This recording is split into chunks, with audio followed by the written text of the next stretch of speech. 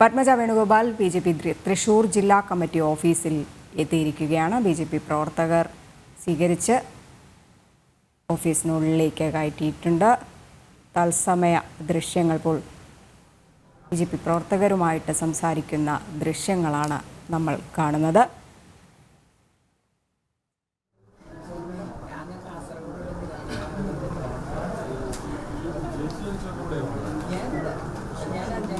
മന്ദിരത്തിലേക്ക് Padmaja Venugopal BJP അംഗത്വം സ്വീകരിച്ചതിന് ശേഷം ആദ്യമായിട്ട് തൃശ്ശൂരിലേക്ക് അവർ എത്തുന്നത്. വലിയ ആവേശകരമായ ഒരു സ്വീകരണം തന്നെയായിരുന്നു പത്മജയ്ക്ക് ബിജെപി പ്രവർത്തകരടക്കം നൽകിയത്.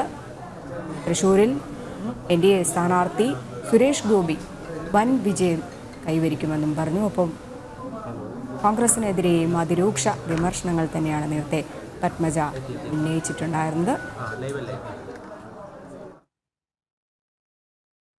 മനോജ് ചേർന്നുണ്ട്.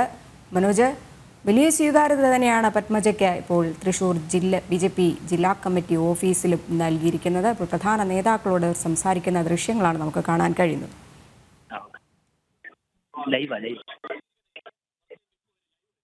മനോജിനെ കേൾക്കാൻ കഴിയുമെന്ന് കരുതുന്നു.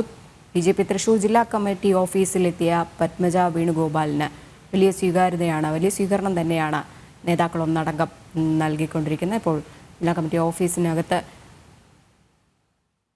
നേതാക്കളുമായിട്ട് പത്മജ സംസാരിക്കുന്ന ദൃശ്യങ്ങളാണ് കാണുന്നത്. മനോജ് ലൈനിലുണ്ട് എന്ന് കരുതുന്നു. മനോജ് പറയൂ. തൃശൂർ BJP ജില്ലാ കമ്മിറ്റി ഓഫീസിലേക്ക് പത്മജ എത്തിയിരിക്കുകയാണ്. വലിയ തരത്തിലുള്ള സ്വീകരണം തന്നെയാണ് ഇവിടെയുള്ള BJP പ്രവർത്തകരും ജില്ലാ നേതൃത്വവും ചേർന്ന് ഒരുക്കിയിട്ടുള്ളത്. എന്തായാലും ഇപ്പോൾ ഈ ജില്ലാ കമ്മിറ്റി ഓഫീസിനുള്ളിൽ ജില്ലാ നേതാക്കളുമായി പത്മജ കൂടിക്കാഴ്ച നടത്തുകയാണ്.